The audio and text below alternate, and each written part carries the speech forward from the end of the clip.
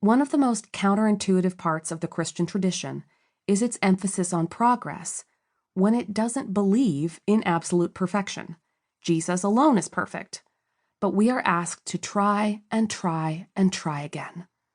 We are required to walk toward God to the steady drumbeat of improvement. We have entire faith traditions and denominations and institutions who come down on different sides of the debate surrounding how perfect we should expect to become. Some traditions, like Lutherans and Southern Baptists, for example, double down on the language of justification, the account of how Jesus' death and resurrection saves us. And I mean, saves us. We were nothing, we were getting nowhere, and then poof. God rescued us from our innate brokenness. As the North African bishop Augustine said, non possum non peccare. I cannot not sin. Other traditions, like say Catholics, Methodists, and Pentecostals, have a long practice of saying, yes, well, that's only the beginning. Being saved by God starts you on a path of sanctification, being changed by God, and you might even become close to perfect. Conveniently, this is called Christian perfectionism. Progress is not simply expected, but sometimes guaranteed. Then there are all those who drink deeply from the wells of our modern self-help culture.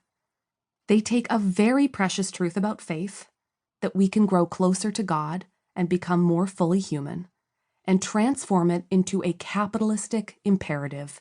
Everything is possible if you attend this seminar, or buy this serum, or commit to this new series of habits. This form of perfectionism argues that we are capable of anything at the right emotional, mental, and physical price, and admitting to anything else is just low self-esteem. We are fine. No, not even that. We are perfect, just as we are. Look within. We don't need to be saved at all. Everything you need is already inside of you. Which one is it? Are we terrible? Perfectible? Already perfect? We do not imagine that we will settle centuries of Christian debate about just how good we are, except that we believe it is somewhere between two poles, everything and nothing. Perfection is impossible, but transformation isn't. We can change a bit, if we really want to. This is the choice embedded in every day from the moment we wake up.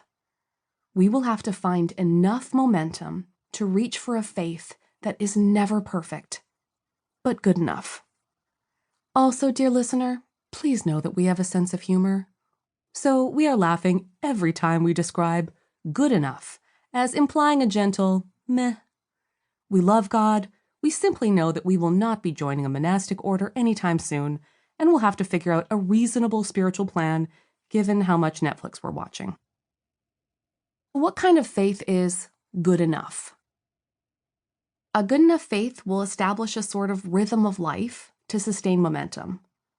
These are not an effort to ensure 7 steps to guaranteed sainthood, but rather to remind us that closeness with God is not just a question of belief.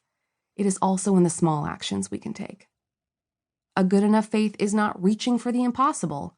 We can't be everything to everyone, or even enough for ourselves. We're human. A good enough faith looks for beauty and truth in what's possible. No, not everything is possible.